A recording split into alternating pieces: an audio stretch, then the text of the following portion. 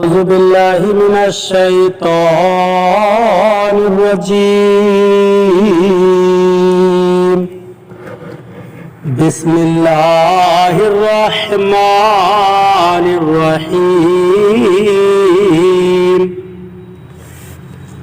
والذين يؤمنون بما أنزل إليك وما أنزل من قبلك وبالآخرة هم يوقنون. ترجمہ کنزُ ایمان. اللہ کے نام سے شروع جو نہایت مہربان رحم والا. اور وہ کہ ایمان لائیں اس پر جو اے محبوب تمہاری طرف اترا اور جو تم سے پہلے اترا اور آخرت پر یقین رکھیں. ترجمہ کنزُ عرفان. اور وہ ایمان لاتے ہیں اس پر جو تمہاری طرف نازل کیا اور جو تم سے پہلے نازل کیا گیا اور وہ آخرت پر یقین رکھتے ہیں. والذین یؤمنون بما انزل الیک. اور وہ ایمان لاتے ہیں اس پر جو تمہاری طرف نازل کیا.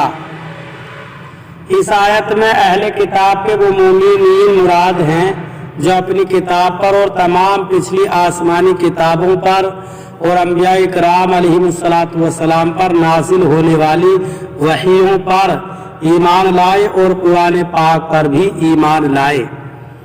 اس آیت میں ما انزل الیک سے تمام قرآن پاک اور پوری شریعت مراد ہے. یاد رکھیں کہ جس طرح قرآن پاک پر ایمان لانا ہر مکلف پر فرض ہے، اسی طرح پہلی کتابوں پر ایمان لانا بھی ضروری ہے جو گزشتہ انبیاء اکرام علیہم السلام پر نازل ہوئیں. البتہ ان کے جو احکام ہماری شریعت میں منسوخ ہو گئے ان پر عمل درست رہی، مگر پھر بھی ایمان ضروری ہے. مثلا پچھلی کئی شریعتوں میں بیت المقدس قبلہ تھا، لہٰذا اس پر ایمان لانا تو ہمارے لیے ضروری ہے، مگر عمل یعنی نماز میں بیت المقدس کی طرف منہ کرنا جائز نہیں. یہ حکم منسوخ ہو چکا. نیز یہ بھی یاد رکھیں کہ قرآن کریم سے پہلے جو کچھ اللہ تعالیٰ نے اپنے انبیاء اکرام علیہ السلام پر نازل فرمایا ان سب پر اجمالاً ایمان لانا فرض عین ہے. یعنی یہ اعتقاد رکھا جائے کہ اللہ تعالیٰ نے گزشتہ انبیاء علیہ السلام پر کتابیں نازل فرمائیں اور ان میں جو کچھ بیان فرمایا سب حق ہے. قرآن شریف پر یوں ایمان رکھنا فرض ہے کہ ہمارے پاس جو موجود ہے اس کا ایک ایک لفظ اللہ تعالیٰ کی طرف سے ہے اور برحق ہے. بقیہ تفصیلاً جاننا فرض کفایہ ہے، لہذا عوام پر اس کی تفصیلات کا علم حاصل کرنا فرض نہیں جبکہ علماء موجود ہوں جنہوں نے یہ علم حاصل کر لیا ہو. وبالآخرۃ ہم یوقنون. اور وہ آخرت پر یقین رکھتے ہیں، یعنی متقی لوگ قیامت پر اور جو کچھ اس میں جزا حساب وغیرہ ہے سب پر ایسا یقین رکھتے ہیں کہ اس میں انہیں ذرا بھی شک و شبہ نہیں ہے. اس میں اس بات کی طرف بھی اشارہ ہے کہ یہودیوں اور عیسائیوں کا آخرت کے متعلق عقیدہ درست نہیں، کیونکہ ان میں سے ہر ایک کا یہ عقیدہ تھا کہ ان کے علاوہ کوئی جنت میں داخل نہیں ہوگا، جیسا کہ سورہ بقرہ آیت نمبر 111 میں ہے. اور خصوصاً یہودیوں کا عقیدہ تھا کہ ہم اگر جہنم میں گئے تو چند دن کے لیے ہی جائیں گے، اس کے بعد سیدھے جنت میں، جیسا کہ سورہ بقرہ آیت نمبر 80 میں ہے. اس طرح کے فاسد اور من گھڑت خیالات جب ذہن میں جم جاتے ہیں تو پھر ان کی اصلاح بہت مشکل ہوتی ہے. اولئک علی ھدی من ربہم واولئک ھم المفلحون. ترجمہ کنزُ ایمان. وہی لوگ اپنے رب کی طرف سے ہدایت پر ہیں اور وہی مراد کو پہنچنے والے. ترجمہ کنزُ عرفان. یہی لوگ اپنے رب کی طرف سے ہدایت پر ہیں اور یہی لوگ کامیابی حاصل کرنے والے ہیں. ہم المفلحون. وہی لوگ فلاح پانے والے ہیں. یعنی جن لوگوں میں بیان کی گئی صفات پائی جاتی ہیں وہ اپنے رب عز و جل کی طرف سے عطا کی گئی ہدایت پر ہیں، اور یہی لوگ جہنم سے نجات پا کر اور جنت میں داخل ہو کر کامل کامیابی حاصل کرنے والے ہیں۔ یاد رہے کہ اس آیت میں فلاح سے مراد کامل فلاح ہے، یعنی کامل کامیابی متقین ہی کو حاصل ہے۔ ہاں اصل فلاح ہر مسلمان کو حاصل ہے، اگرچہ وہ کتنا ہی گناہگار کیوں نہ ہو، کیونکہ ایمان بذات خود بہت بڑی کامیابی ہے جس کی برکت سے بہرحال جنت کا داخلہ ضرور حاصل ہوگا، اگرچہ عذاب نار کے بعد ہو۔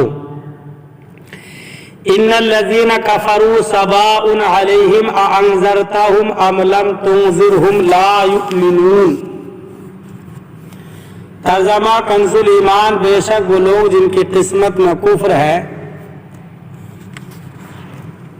بے شک وہ جن کی قسمت میں کفر ہے انہیں برابر ہے، چاہے تم انہیں ڈراؤ یا نہ ڈراؤ، وہ ایمان لانے کے نہیں۔ ترجمہ کنز العرفان، بے شک وہ لوگ جن کی قسمت میں کفر ہے ان کے لیے برابر ہے کہ آپ انہیں ڈرائیں یا نہ ڈرائیں، یہ ایمان نہیں لائیں گے۔ ان الذین کفروا سواء علیہم، بے شک وہ لوگ جن کی قسمت میں کفر ہے ان کے لیے برابر ہے۔ چونکہ ٹھنڈک کی پہچان گرمی سے، دن کی پہچان رات سے، اور اچھائی کی پہچان برائی سے ہوتی ہے، اسی لیے اہل ایمان کے بعد کافروں اور منافقوں کے افعال اور ان کے انجام کا ذکر کیا گیا ہے تاکہ ان کی پہچان بھی واضح ہو جائے اور آدمی کے سامنے تمام راہیں نمایاں ہو جائیں۔ اس آیت کا خلاصہ یہ ہے کہ پیارے حبیب صلی اللہ علیہ وسلم، وہ لوگ جن کی قسمت میں کفر ہے جیسا ابو جہل اور ابو لہب وغیرہ کفار، ان کے لیے برابر ہے کہ آپ انہیں اللہ تعالیٰ کے احکامات کی مخالفت کرنے کے عذاب سے ڈرائیں یا نہ ڈرائیں۔ یہ کسی صورت ایمان نہیں لائیں گے، کیونکہ ان کے بارے میں اللہ تعالیٰ کو پہلے سے ہی معلوم ہے کہ یہ لوگ ایمان سے محروم ہیں۔ یہاں دو باتیں ذہن نشین رکھیں۔ ایک، ضروریات دین میں سے کسی چیز کا انکار یا تحقیر و استہزاء کرنا کفر ہے، اور ضروریات دین اسلام کے وہ احکام ہیں جن کو ہر خاص و عام جانتے ہوں، جیسا اللہ تعالیٰ کی وحدانیت، انبیاء اکرام علیہ الصلوۃ والسلام کی نبوت، نماز، روزے، حج، جنت، دوزخ، قیامت میں اٹھایا جانا وغیرہ۔ عوام سے مراد وہ مسلمان ہیں جو علماء کے طبقے میں شمار نہ کیے جاتے ہوں مگر علماء کی صحبت میں بیٹھتے ہوں اور علمی مسائل کا ذوق رکھتے ہوں۔ اس سے وہ لوگ مراد نہیں جو دور دراز جنگلوں پہاڑوں میں رہنے والے ہوں، جنہیں صحیح کلمہ پڑھنا بھی نہ آتا ہو، کہ ایسے لوگوں کا ضروریات دین سے ناواقف ہونا اس دین ضروری کو غیر ضروری نہ کر دے گا۔ البتہ ایسے لوگوں کے مسلمان ہونے کے لیے یہ بات ضروری ہے کہ وہ ضروریات دین کا انکار کرنے والے نہ ہوں اور یہ عقیدہ رکھتے ہوں کہ اسلام میں جو کچھ ہے حق ہے اور ان سب پر اجمالاً ایمان لائے ہوں۔ دو، ایمان سے محروم کفار کے بارے میں معلوم کے باوجود انہیں تبلیغ کرنے کا حکم اس لیے دیا گیا تاکہ ان پر حجت پوری ہو جائے اور قیامت کے دن ان کے لیے کوئی عذاب باقی نہ رہے، قیامت کے دن ان کے لیے کوئی عذر باقی نہ رہے۔ اللہ تعالیٰ ارشاد فرماتا ہے، رسولا مبشرین ومنذرین لئلا یکون للناس علی اللہ حجۃ بعد الرسل وکان اللہ عزیزا حکیما۔ سورہ نساء آیت نمبر 165۔ ترجمہ، ہم نے رسول خوشخبری دیتے اور ڈر سناتے بھیجے تاکہ رسولوں کو بھیجنے کے بعد اللہ کے یہاں لوگوں کے لیے کوئی عذر باقی نہ رہے، اور زبردست ہے حکمت، اور اللہ زبردست ہے حکمت والا ہے۔ اور ارشاد فرمایا، وَلَوْ أَنَّا أَهْلَكْنَاهُمْ بِعَذَابٍ مِّن قَبْلِهِ لَقَالُوا رَبَّنَا لَوْلَا أَرْسَلْتَ إِلَيْنَا رَسُولًا فَنَتَّبِعَ آيَاتِكَ مِن قَبْلِ أَن نَّذِلَّ وَنَخْزَىٰ۔ سورہ طٰہٰ آیت نمبر 134۔ ترجمہ، اور اگر ہم انہیں رسول کے آنے سے پہلے کسی عذاب سے ہلاک کر دیتے تو ضرور کہتے اے ہمارے رب تو نے ہماری طرف کوئی رسول کیوں نہ بھیجا کہ ہم ذلیل و رسوا ہونے سے پہلے تیری آیتوں کی پیروی کرتے۔